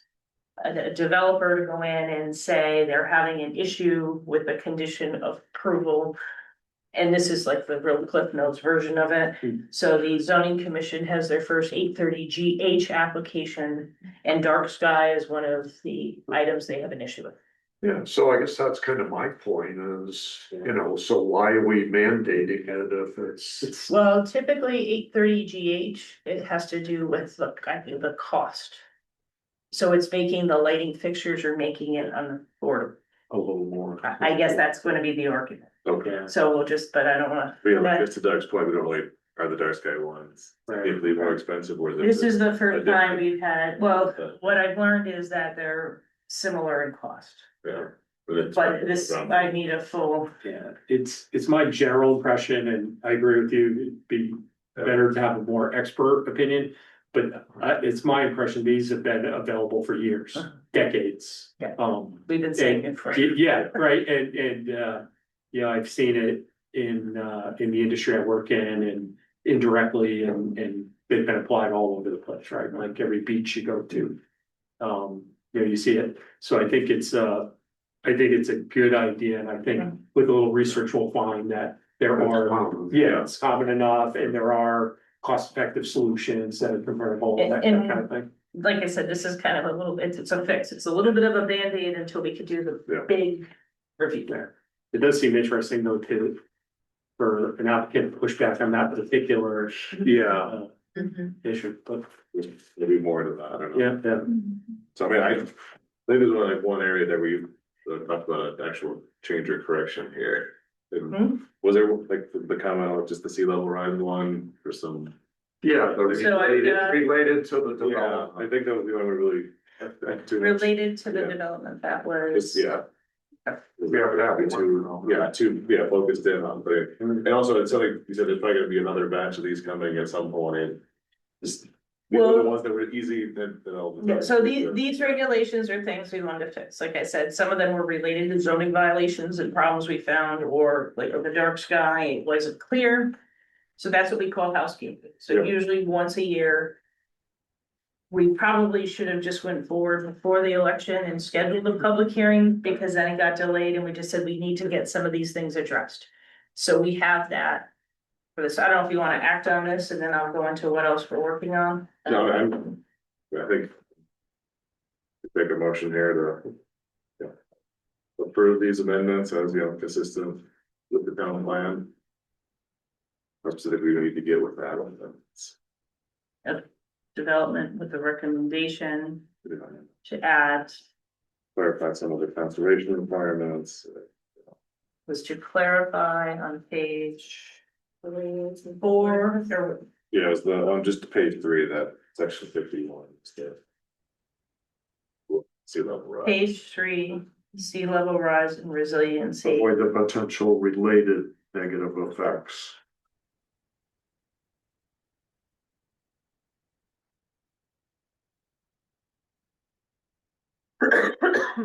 You just made a motion? Yeah, I mean, I'm trying to think of what would be the right things to make it consistent with. I think it's just generally consistent with kind of the, entire plan here. It's cleaning up things. It's, I think it's a clarification. Yeah, we didn't see any Conservation open space, right, there's nothing inconsistent. Workshop that wording there, but I'll make the motion. Is there a second? Well, I'll second it. Any discussions or other comments here? Take a vote, all in favor, say aye. Aye. No opposed, no abstains. Okay. Committee report, representative staff reports. Any committee reports? No, I do not have one, this week. I think the last regional meeting got canceled, right? The river. Yeah, yes, it did, so nothing from there. First one, All right, so just kind of jumping back into the text. Do you want to have me bring you the proposed subdivision regulation changes related to fire protection and the water protection with that before I schedule a hearing, or just want me to go Is that ahead? the only section that we're? So modify, or for we public dusting off improvements, the whole? we're just, Gotcha. this is another fix the problem. So the fix the problems that I found with this commission for subdivision regulations, we talked about removing the requirement, removing wetlands from open space so that we didn't get an open space or conservation easement that was all wetland. I know someone could potentially fill them, but for the most part, wetlands are protected. So the thought that the commission had some time ago was just to exclude that from the minimum open space. The second thing was the regulations for public improvements. That's the water supply, fire protection regulations. I'm working on. The fire marshal and fire chief have reviewed them. I gotta get Jeff together to get that. The other thing in the regulation for public improvements, and I think at this point, if we can't move things, maybe we just adopt it and go back. Our public works director, we've been having some issues with trench paving. So trench paving is like when the Connecticut Water Company goes down and they put in another water line, and you know how it's kind of, It's a different, it's not a full new pave. You know, it works in some circumstance, like say. You have a homeowner that builds a house or adds on and they, you know, they do a small strip. Where they put the utility lines underground, maybe for electricity, which this commission, we both kind of promoted. But when you have large areas of trench paving, then the town has to go back and go through and pretty much like repave the whole road so that it gets back, so. Bill and I have been talking about that, he's gonna, and we're gonna talk to Jeff to write something. Jeff also wanted to go through, in the regulations for public improvements, we've had some issues with. Some driveway specifications, they're your regulations, but it's more design, you know, as far as slopes and stuff, so as engineering standards change. So those would be the things that, and I don't even really know how to write them, I know what they mean and what they are, so I don't really know how to word system, I mean, I can get them to you, you can review that, schedule public hearing, but if you feel comfortable and I can get them out the door. I'll just start scheduling, it's up to you how you wanna do it. So Chris, the first one you mentioned was excluding inland wetlands from the open space. Anyway, Any wetlands from the remember we- open space available on a development lot. so when you have a subdivision and you have a minimum open space requirement, it doesn't exclude wetlands. So someone can come in and make the whole wetland an open space, but we had an applicant in here who pretty much. Wanted to do that recently, and we said, well, why are we counting it all as open space, wouldn't we want the upland? And the applicant said, oh, well, we can fill the wetland if we got an inland wetlands permit. And the commission was like, that's unlikely, why would we want more upland area to increase the amount of conservation area? This was your kind of discussion, I mean, either that or maybe we put a percentage. Yeah, it just seems like there's some balance, that seems kind of. There we had the last subdivision we saw, it was like. Yeah. 30% of the land was already wetland, that's. Is that like that 6 acre feet? Yeah, the one on Old Yeah. Post Road Yeah. or, but that's what I'm thinking of here, was like a Yeah. good chunk of the property was already wetlands. And so we required a 10%, you know, open space, and they basically said the open space was pretty much the wetlands plus a couple other percentage here. So. The idea that the wetlands are protected under their own thing, do you get credit for that as your open space, if we want open space and you gotta deal with wetlands on your own here? And I think it was trying to increase the buffer, you know, so there was in the limit the amount of tree clearing, that was. Well, you still have a buffer, right, isn't it like 50 feet or 100 feet? Well, the 100-foot upland review area, you can get a permit Yeah. Oh, right, To but go- you have to come in and get approval for that. for the activity. Right, yeah. And I mean, typically, It just when I seems, could pipe in, but typically what happens is 50 feet from the wetlands. The applicant, the wetlands commission really doesn't wanna see any disturbance. right, So it's kind of how do you create a bigger buffer beyond that 50 feet? They're very limited because if someone comes in for a permit, they can't deny it unless the commission has evidence that whatever they're asking for the permit for is gonna harm the wetlands. So it may not be harming the wetlands, but it is destroying that buffer area. So it's kind of against, you know, the intent of the open space section of the open space, you know, provision for a subdivision. If you allow them to go in and get a permit to go right up to the edge of the wetlands. So I can see why wanting to preserve the buffer instead would better protect that. Or you can have a situation where it's all wetland and there is no buffer, yeah. you know. It just seems like there should be, I don't know, maybe there's situations where, you know, the wetlands should be counted in as open space, but, you know, have a buffer. Yeah, Just to say don't count it seems to me. Exactly, yeah, but I don't like the A idea lot. where, yeah, 20% of your lot is wetlands, you say, well, that's my open space, and I'm like, we didn't really set aside anything, you're just. Land you couldn't have used anyway, you're sort of. But at the same point, like, is it Well, maybe, full 10%, or is it, if you have some, is you're only allowed to count? Like maybe up to some 5% of your open space could be a wetland or something like. Yeah, it I think, seems like an important conversation, because I feel like like, right, town's very compact already, land space is at a premium, so there's gonna be more and more pressure on the wetlands. Right. Everyone's gonna try and be. More dense, yeah. Right, right, There's some- so, If you know the connectivity stuff from the conservation, Yeah. like maybe if the wetlands are protected, then your 10% should be. You know, a way for people, you know, animals to move between wetlands or to other places, like that's, you know, is that more useful for town as an open space? You gotta think of it in two ways, like the subdivision that we looked at, that was 6 acres, so I can kind of see the bounds. But when you get something that comes in that's 20 acres or 50 Oh, yeah, acres, it's huge, that's. you know, that's. I mean, that's up to you and how much you wanna protect.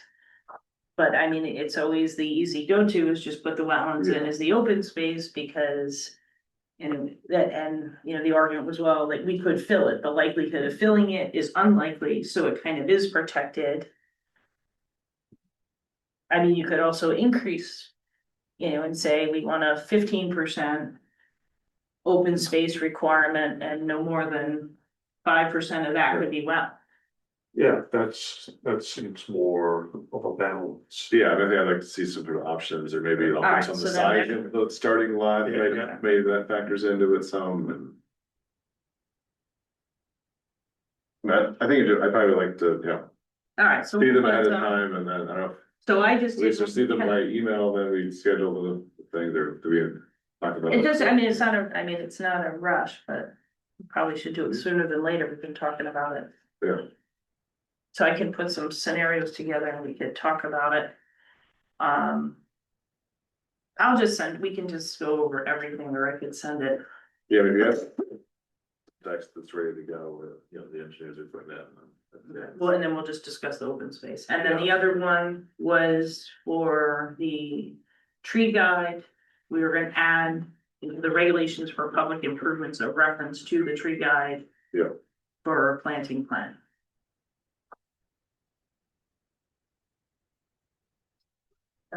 You know, so we did not get the Back River project grant. Did we get any feedback on that?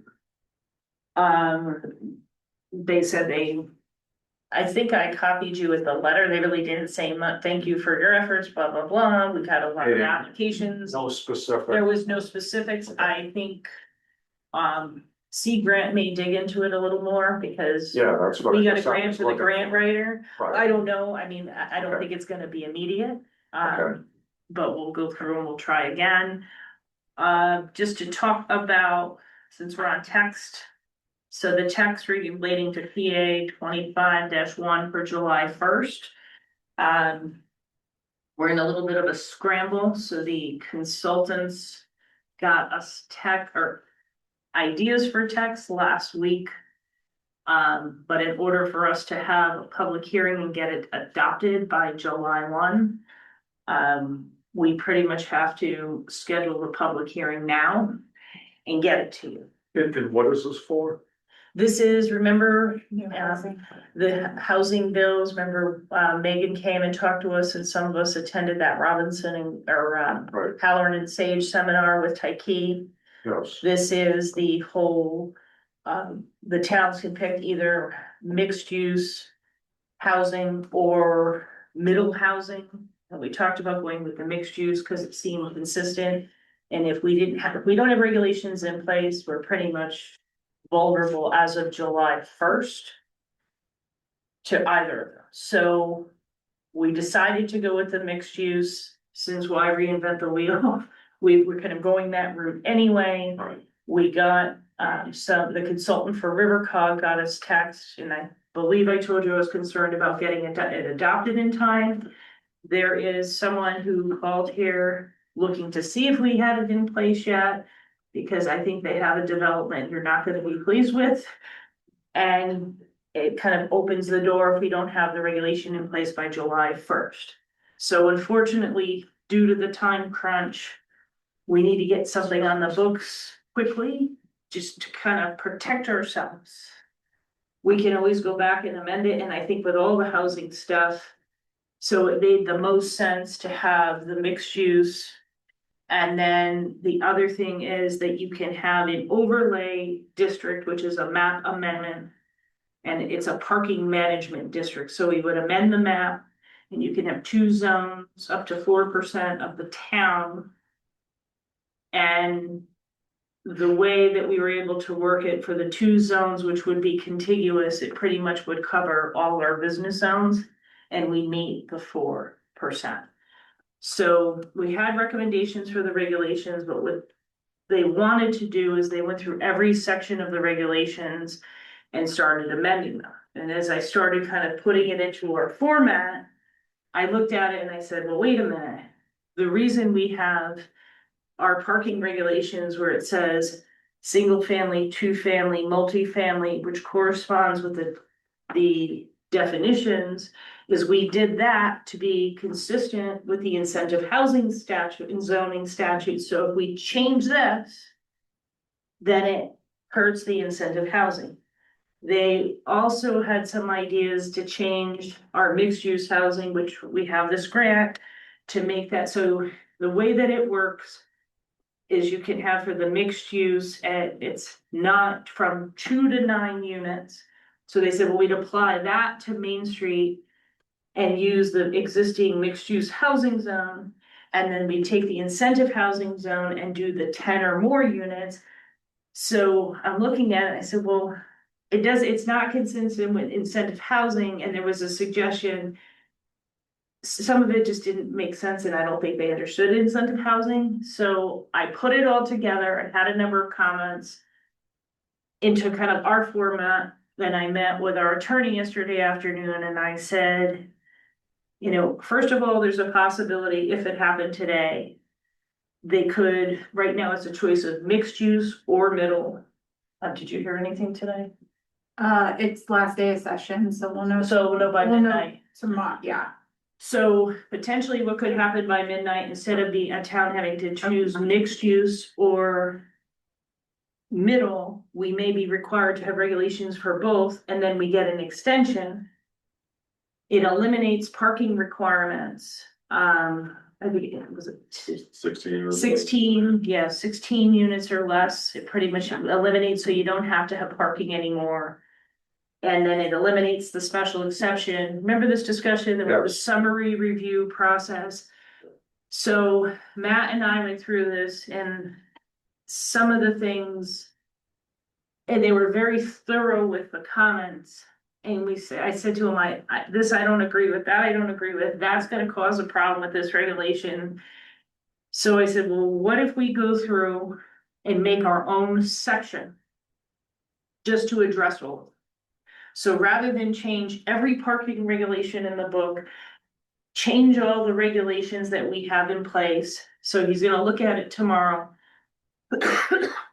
It meets the statute, I think, but we said if an applicant chooses to do something else, like if they don't wanna use this mixed use housing and they wanna use incentive housing, we've offered it, why can't they use incentive housing? Like, right, give them the option to do it. The one thing that was interesting that came out of some of the comments, because they were pulling from our mixed use zoning for the B1 district, and I didn't think about it, was they added the affordability component. And I haven't talked to the zoning commission yet about this. I'm gonna talk to them tomorrow. So as I was reading, I said, well, wait a minute.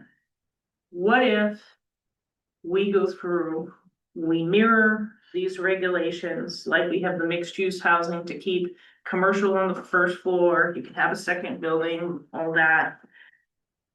And then with mixed use housing, you get up to, I think it's 3 units, 30 years affordable at 80 AMI. Well, what if we go through and put the others at 60 and 40, or a mix of 60 and 40? You're gonna get the site plan or summary review.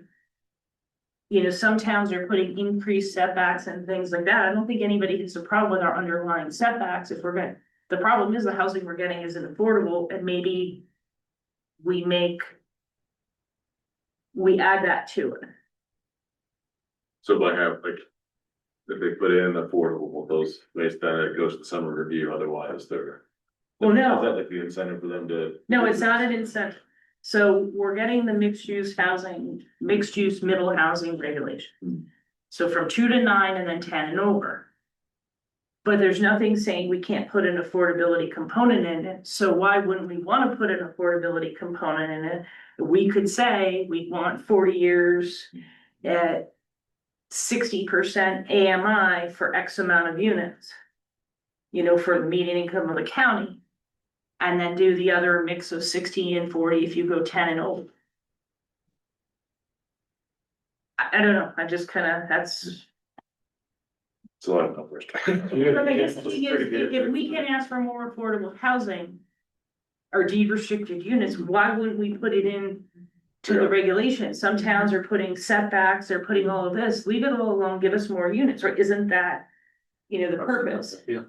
like the Surratt, there's a small 830G application. And it has the sidewalks that it was 6 units, I mean, their affordable units are 1,800. You know, I mean, so, and that's because you can use the 80%, we're doing 80%, it's 124, and I think 142 are the numbers right now. So they're not, you know, we need more 40s and 60s to get those down, so, you know, a single person can afford to rent an apartment. So that was my thinking on, that's how I drafted it. You guys in the zoning commission are gonna love it or hate it. But I don't, I mean, we can take that out too. But I mean, I think that's kind of what we've talked about with the housing testers. How do we get things to become more affordable? And why wouldn't, you know, I was talking to a nearby town, like, oh, we're doing the setback, we're doing that, and then I thought of it, I'm like, what's the harm in asking for deed restricted? So July 1st date, I mean, I give you a lot of credit, you're doing a lot of work Yeah. on this.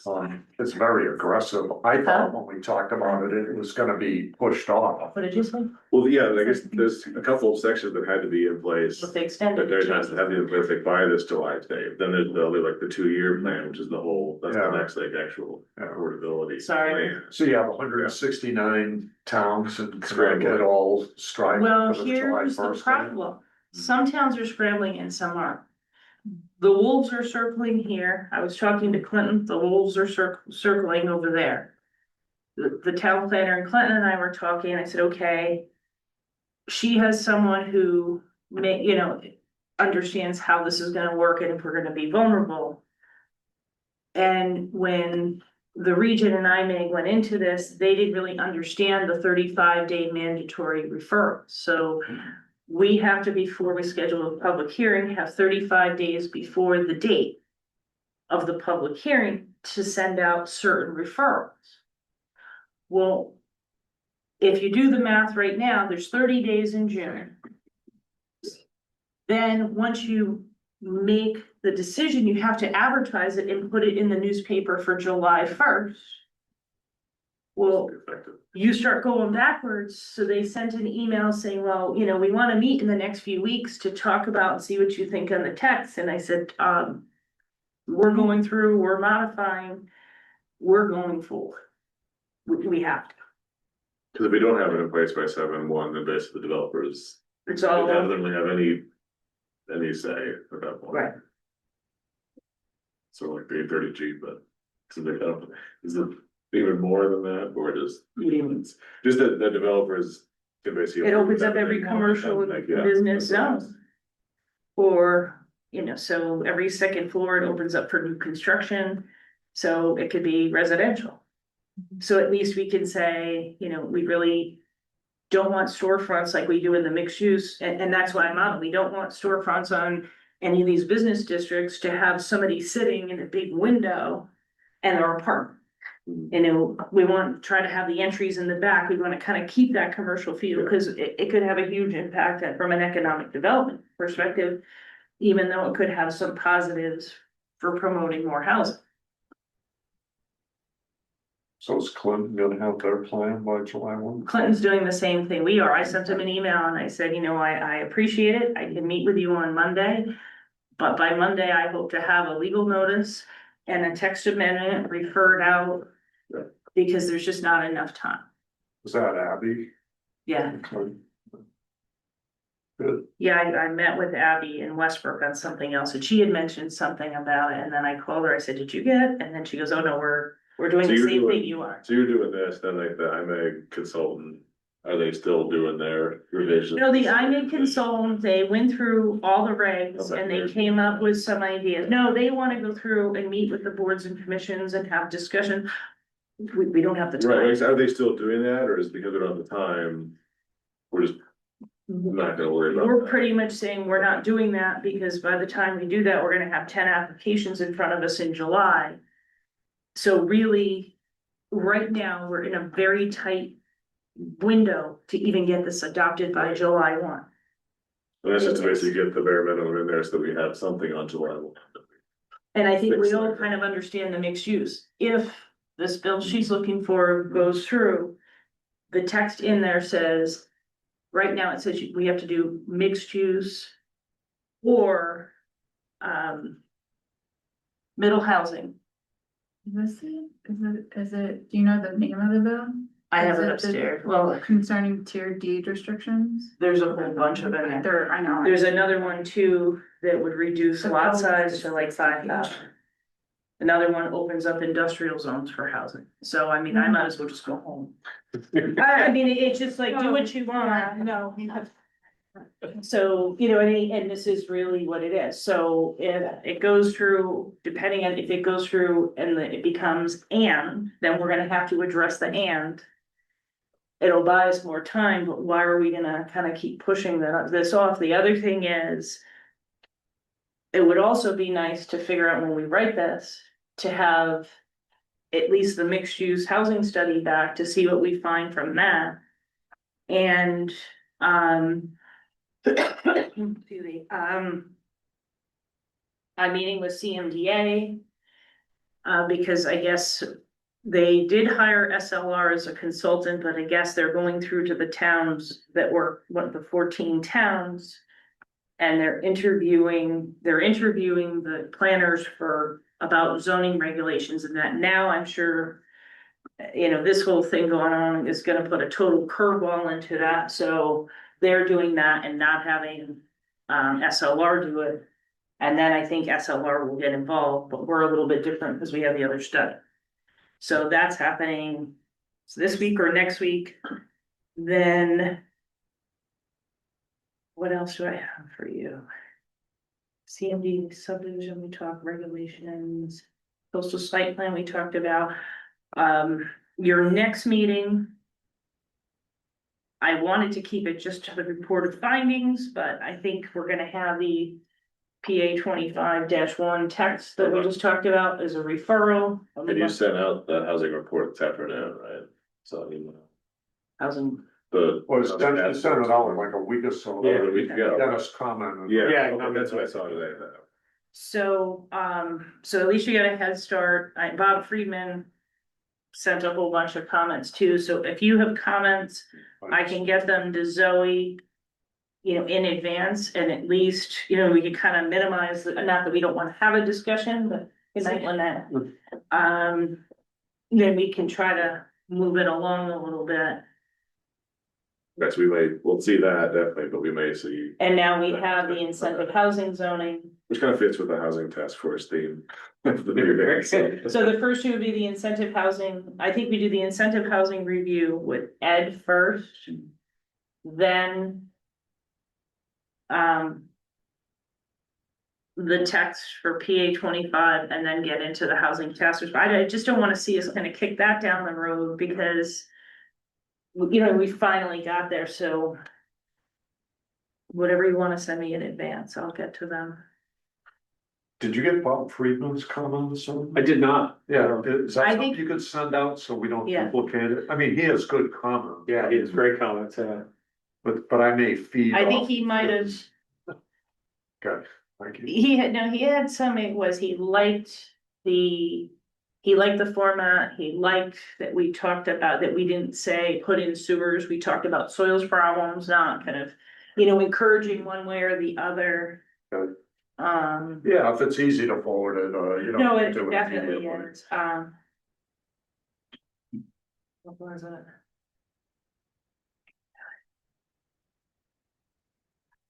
What did he go? Everybody likes popcorn. Sometimes. He took them out.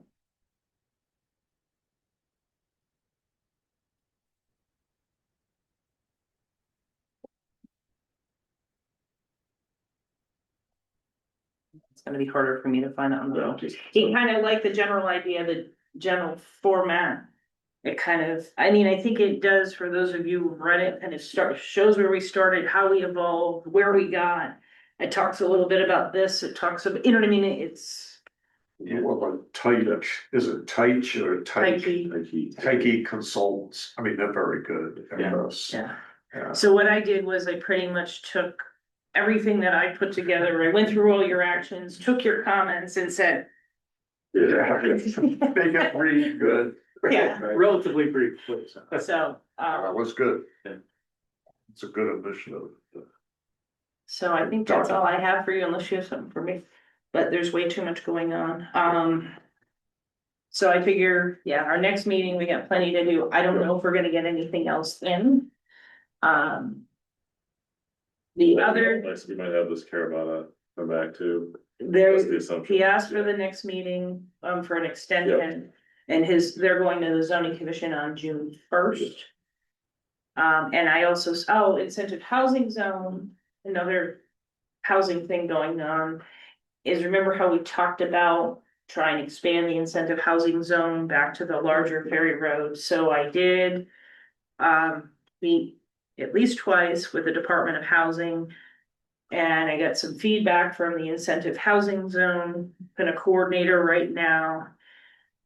So they have a task list. One of them is to reapply. So that's another, I mean, right now, that's not a priority, but reapply for Saybrook Station. There was a number of things, and with all this going on, I'm like, thank you so much for responding, but I gotta deal with the rest of this game, we've got a fire to put out. So, that's another positive thing, they're gonna reconsider, which is great.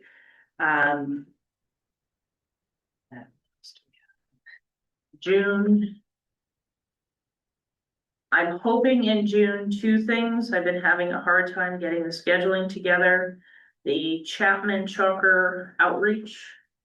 Oh, right, that grant, right. So that's the public outreach session. And I was hoping to do it on the 25th at the pavilion. I thought that would be kind of a nice place to have it.